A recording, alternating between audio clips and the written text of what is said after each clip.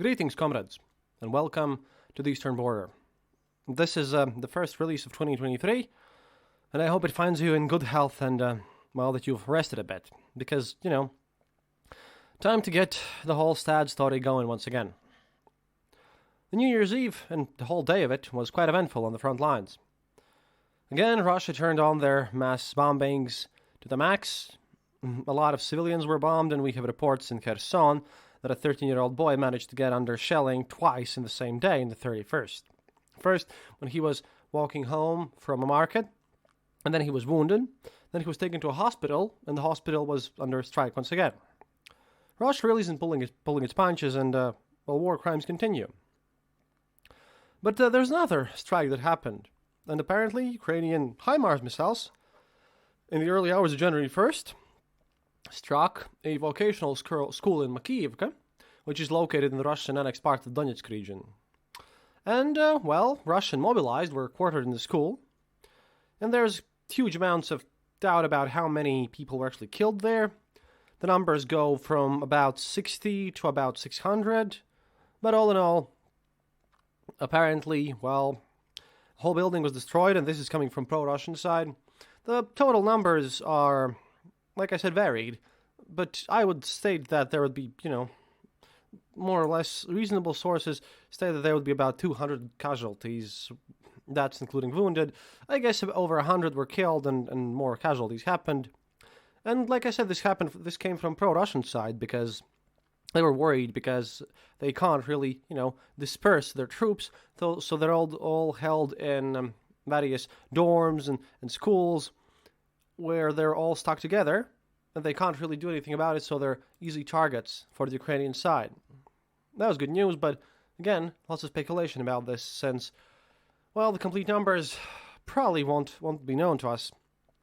Since, on the Russian side, no one really bothers to accurately report any losses.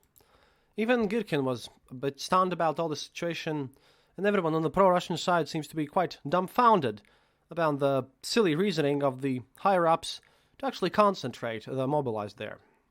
But again, I can't give you exact numbers right now. I'll wait for a day or two until the necrologs start appearing, the whole thing about how many people have died and where, because that thing is quite calculable. But on the other hand, we have another interesting thing, because Kremlin has released something that's always popular among the listeners of the show.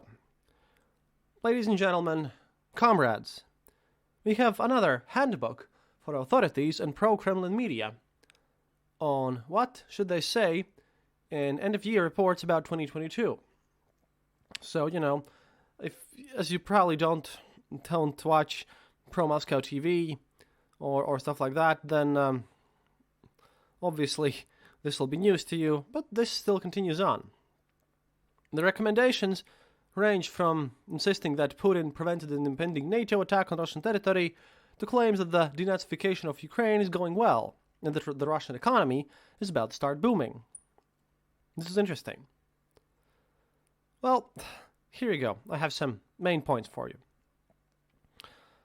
Russia's presidential administration wrote a manual for authorities and pro-Kremlin media outlets explaining how, exactly, they should sum up 2022. The document has 4 sections of recommendations. Main themes: strengthening Russia, the SVO, or still the Special Military Operation, as the Russian authorities call their war with Ukraine, and you're going to love this, the New World Order. In the main themes section, the document's authors recommend emphasizing the usual Kremlin line. In sending Russian troops into Ukraine, Vladimir Putin made the only right decision, preventing an impeding attack by Ukrainian, NATO, and Russian territory. The handbook says that Western countries have been preparing to attack Russia since 2014, and were planning to divide and conquer the Russian people. What actually happened, obviously, in 2014 was that Russia annexed Crimea and provoked a conflict in the Donbass, for few of you who probably didn't know. According to the document's authors, the special military operation has been successful. As a confirmation of that success, they discuss the, quote, protection of millions of Russian people, the return of Russian lands, and the strengthening of national security. This, by the way, was mentioned on Twitter when some people were amusing how and why the official Russian propagandists are celebrating their small gain of land in the referendums and didn't understand why. Well, this is why, because they were given instructions to. Quote, Russia now has 89 regions and its territorial area is increased by 80,000 square kilometers, which is over 30,000 square miles for the American audience. This territory is 3 times larger than Crimea and 2 times larger than Slovakia or Croatia, Denmark or Switzerland. The expansion of Russia's borders due to the reunification of Zaporozhye and Kherson regions means that Crimea has ceased to be an island cut off from the Russian mainland. However, the authors obviously ignore the fact and don't mention that Moscow doesn't fully control any of the 4 annexed regions. Apart from that, they also don't mention the fact that Russia lost the city of Kherson, the only regional center it had captured since February 24th. The handbook also notes that the Russian army is successfully achieving the goal of the military operation to demilitarize and denazify Ukraine. It advises confirming this fact with data which is regularly published by the Russian Defense Ministry, though, as we all know here, Russian Defense Ministry updates have little in common with reality, and I personally like to call them Russian Ministry of Lies. However, the document also advises propagandists to qualify statements about the war. Russia, according to the handbook, is fighting not Ukraine, but NATO, the most powerful war machine in human history. This is, by the way, a quote, which has nevertheless not broken the Russian army. Quote, NATO is an enemy on a completely different scale and level than the Kiev regime. If not for the West, Ukraine would long ago have been demilitarized and accepted Russia's terms. No one is expecting a quick victory. Time is on Russia's side. Yeah, I highly doubt that one, but whatever, this is propaganda machine. Anyways, continuing on. This is quite difficult for me to do. I hope you understand. Continuing on. The situation with the special military operation is under control. The lull at the front is due to troops regrouping and the need to train the mobilized. The manual's authors simultaneously present another thesis for propagandists. Quote, the West is supplying less and less equipment and funds to Ukraine. They don't explain how to deal with the fact that this assertion contradicts everything else, the manual says. In the section of strengthening Russia, the text's authors recommend emphasizing Russia's closely united society. They connect Putin's high official ratings, according to Russian State's polling center, 78.5% of respondents trust him, directly to, quote, Russians' unconditional support for the special military operation. However, has been previously reported, and I've previously told you, and as has happened there, even authorities' secret polls confirm that Russians are tired of war and really want peaceful negotiations with Ukraine. In the end-of-year videos and texts, propagandists should tell Russians that the country's economy has a huge safety margin and development potential, and that the situation will continue to improve. This is obviously not true. Just to point out stuff. In the New World Order section, the handbook calls Russia a leader of countries that do not recognize Western exceptionalism and a leader of just, democratic, and a multipolar world. And if you're wondering how I do not puke a bit in my mouth every time I read such texts, the fact is I have become immune to this nonsense, so that's a bit weird. The Kremlin's handbook says that Putin is, quote, giving Europe a chance to come to its senses and regain its subjectivity and its future. Now it claims European countries are merely vassals on the periphery of the United States. Their only future, listen close, dear Europeans, lies in close cooperation with Russia. Because, obviously, all of us in the EU are absolute fans of Mr. Vlad Putin, and we would care about nothing more in the world if only we could have a Russian boot stomping down on our throats and, taking away every last possible notion of any even remote choice of, democracy and freedom and all that other Western nonsense that apparently we have been too oppressed by. And, I would like to end this by returning to Makiivka. Dmitry from Word Translated, by the way, boy, how he's grown. It's crazy. Good luck to that guy. He's provided 2 translations of both commentators on the Russian side about this whole issue. First off comes from our best buddy and, friend of the show, Igor Girkin. Miss that guy. Quote, on Makiivka, briefly. I received information about the strike on the object around 1 a.m. on the 1st of January. The facility, which housed the Nth Division, consisting mainly of mobilized citizens of the Russian Federation, was almost completely destroyed as a result of the detonation of the ammunition stored in the same building.